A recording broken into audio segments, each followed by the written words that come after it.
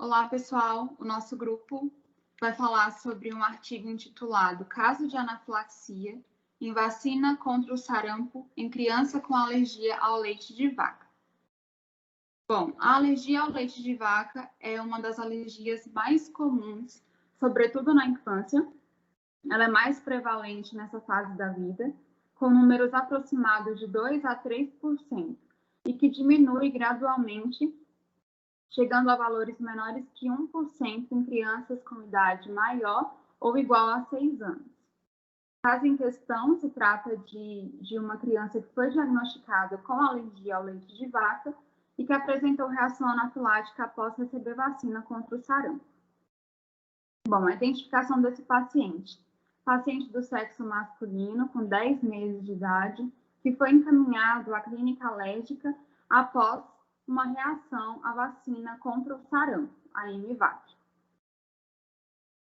Esse paciente, ele nasceu a termo, pesando 3,650 kg.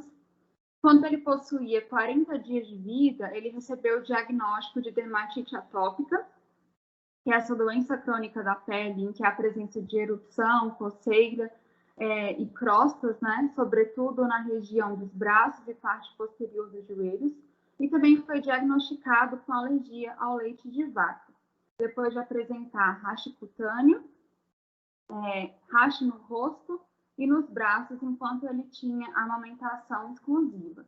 Esses sintomas desapareceram com a eliminação do leite de vaca, né, e produtos derivados pela mãe do paciente, enquanto ele ainda era amamentado e após o tratamento para dermatite atópica. Aos 6 meses, ele passou a ter dieta complementar e o leite foi eliminado completamente da dieta. A condição atual desse paciente, né, relacionada à anafilaxia após a vacinação contra o sarampo, aconteceu aos 9 meses, enquanto ele estava numa consulta de rotina. O paciente desenvolveu rash cutâneo, inchaço, dificuldade para respirar e cianose 10 minutos após a vacinação contra o sarampo, sendo essa a primeira vacina que ele recebeu. Oi, gente. Eu sou a Naira e eu vou falar um pouco sobre os exames, o diagnóstico e o tratamento do paciente do nosso caso clínico. Os exames físicos desse paciente mostraram-se sem alterações. Então, ele era um paciente saudável. As avaliações laboratoriais deram os seguintes resultados. IgE sérica ao leite de vaca, 36,2 kUunidades por litro. A alfa-lactalbumina, 9,39 kUunidades por litro. A beta-lactoglobulina, 8,74 kUunidades por litro. A caseína, 34,2 kUunidades por litro.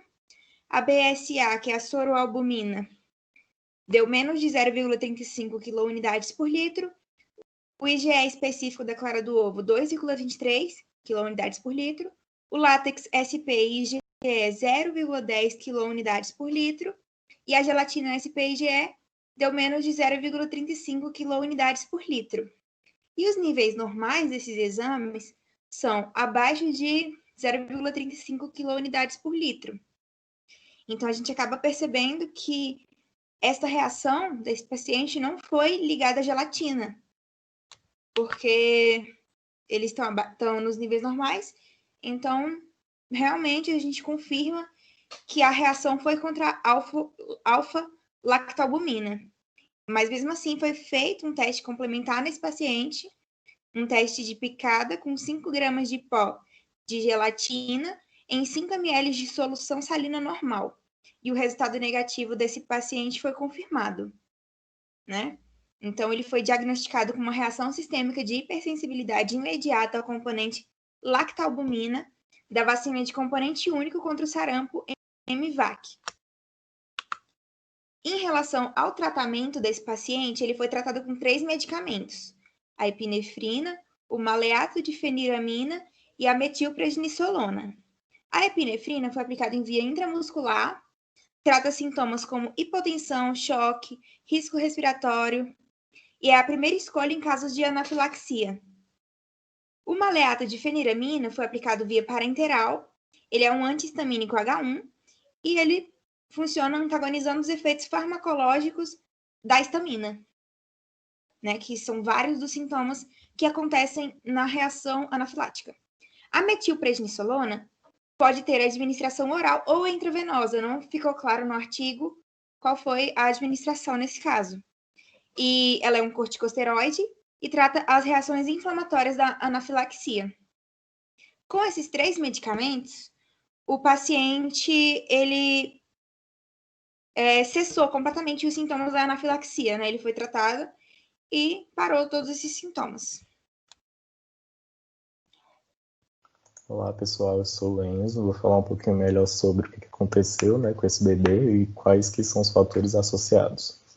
Então, o que aconteceu foi uma reação alérgica, especificamente uma reação alérgica mediada por IgE, que culminou em uma anafilaxia, né, um quadro anafilático. O que é um quadro anafilático? Ele é uma reação imediata, que tem um quadro agudo e mais severo dentre as reações alérgicas. Se não for uma reação alérgica mediada por IgE, não vai apresentar um quadro anafilático, vai ser um quadro menos severo. Geralmente envolve entre 2 ou mais sistemas, então vai envolver sistema respiratório, pele, como no caso do nosso paciente, ele chegou com sibilo, dificuldade de respirar, com acometimento cutâneo, com essas lesões cutâneas de base eritematosa, coloração avermelhada, que ocorre por conta de um processo ativo de hiperemia, que os vasos se dilatam, chegam mais cedo ao sistema sanguíneo e dá essa característica de lesão cutânea. Aqui um parêntese que é bom diferenciar entre o Redman Syndrome, que é uma síndrome que ocorre por conta de uma reação adversa à vancomicina. Importante ressaltar que essa reação anafilática ela ocorre dentro de 20 minutos após a administração da vacina, então é uma reação imediata, é uma hipersensibilidade imediata. E como no caso do nosso bebê, ele chegou com 10 minutos, ele já tinha acabado de tomar a vacina e ele apresentou esse quadro. Então, mas qual é a relação entre a anafilaxia e a vacinação, né? Existem estudos que apontam qual a incidência, né, desses casos.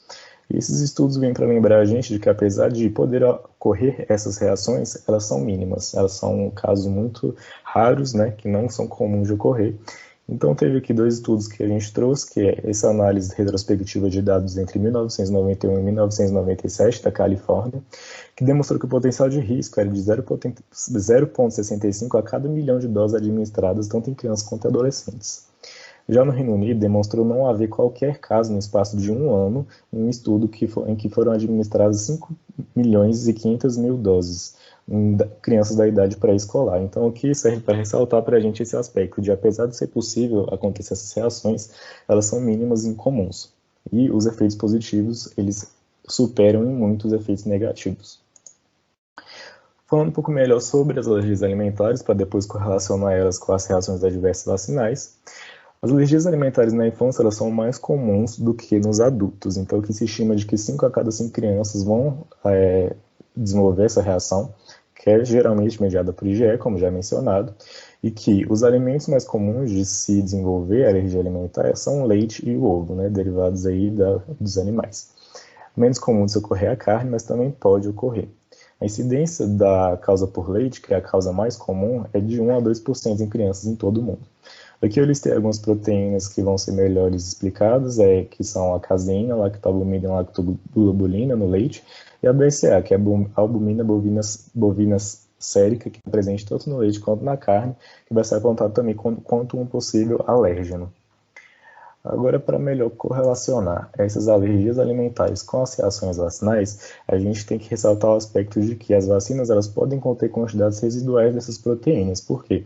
Porque nos meios de cultura em que elas são produzidas, as proteínas são utilizadas com fins de menor degradação de antígeno. Então, ele vai servir como um importante conservante no desenvolvimento da vacina. E daí, depois do desenvolvimento, ela pode ter resíduos desses meios e dessas proteínas. E esses resíduos vão fazer com que haja uma reatividade cruzada. Então, indivíduos que já possuem uma alergia alimentar aos componentes de alguns dos alimentos, como o leite e o ovo, eles vão apresentar uma reatividade cruzada em alguma daquelas proteínas que eu já mencionei. E aqui eu trouxe alguns exemplos de vacinas importantes de serem mencionados, como a vacina Sabin, que é a poliomielite oral, difteria e tétano e sarampo monovalente. A vacina Sabin pode conter resíduos de lactalbumina, a de difteria e tétano pode conter de caseína, e a sarampo monovalente também pode conter de lactalbumina. E aqui embaixo alguns estudos que devem ser mencionados, por causa que eles avaliaram essa reatividade cruzada, que crianças que já possuíam alergia a algum alimento, elas apresentaram a reação adversa a essas vacinas por conterem esses resíduos. E aqui o caso extremamente semelhante do nosso, em que a criança desenvolveu uma reação alérgica já muito precoce, antes de desenvolver reação à vacina, porque ela foi vacinada depois. Esse foi esse relato de que mostrou que após um uso da MVAC, que foi a vacina no nosso caso, em um paciente que já possui uma alergia ao leite da vaca, houve uma reação anafilática. Então temos aí já uma recorrência, né? Não é um caso único. Como a alimentação e a cultura influenciam? É importante mencionar que elas podem influenciar, por quê? Porque a gente tem que lembrar que comer, né, se alimentar, é diretamente relacionado a fatores sociais e culturais. Ele é por si só um ato social. Então, locais como Japão, Turquia e Sri Lanka, que são países orientais, eles possuem culturas diferentes de países ocidentais, em que os consumos de certos alimentos vão ser diferentes do nosso. A Turquia se assemelha um pouco mais, por causa que lá tanto a alergia à carne quanto a gelatina são um pouco comuns e parece estar relacionado com o fato de que na Turquia a carne vermelha é rotineiramente consumida. Já no Japão e no Sri Lanka, eles são locais em que o registro de reações anafiláticas relacionadas à gelatina e à carne são maiores.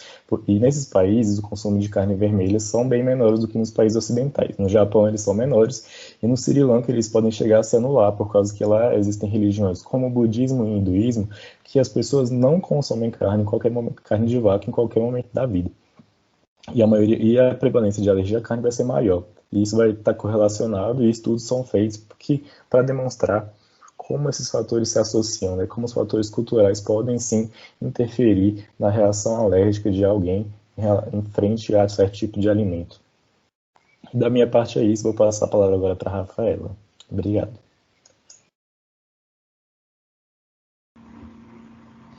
Olá, eu sou a Rafaela e, dando continuidade à apresentação, eu vou falar sobre as vacinas e as reações anafiláticas associadas a elas. As vacinas contêm componentes ativos, que são os antígenos, responsáveis por induzir a resposta imune. Contém componentes adicionais, que são os conservantes, adjuvantes e estabilizadores, como a gelatina. E contém componentes residuais do meio em que elas são cultivadas, como leite e ovo. Embora raras, foram relatadas reações anafiláticas associadas à administração dessas vacinas, contendo esses componentes residuais do meio de cultura. E justamente por isso que vacinas com vírus vivo do sarampo, por exemplo, já não contêm gelatina ou passaram a ser produzidas com uma forma hipoalergênica da gelatina. A vacina MVAC é uma vacina de componente única contra o sarampo e foi a vacina administrada para o paciente do nosso caso. Essa vacina ela contém lactalbumina e gelatina. A lactalbumina é um dos alérgenos mais comuns na proteína do leite e foi a responsável pela reação anafilática na criança, do caso em questão, que já apresentava um histórico de alergia alimentar ao leite de vaca. Uma outra vacina contra o sarampo é a MMR, que corresponde à vacina tríplice viral, que protege contra o sarampo, cachumba e rubéola. Essa vacina ela contém resíduos do leite, ovos e gelatina, e a maioria dos casos de anafilaxia associados a essa vacina tríplice viral foram atribuídos ao conteúdo de gelatina presente na vacina, em que esses casos eles se tornaram cada vez mais raros, depois que foi retirada ou substituída a gelatina pela forma hipoalergênica nas vacinas. E com relação aos resíduos de leite e ovos, a quantidade de antígeno de ovo e da proteína do leite provenientes do meio de cultura e presentes na vacina tríplice viral, no geral, são insuficientes para desencadear uma reação alérgica.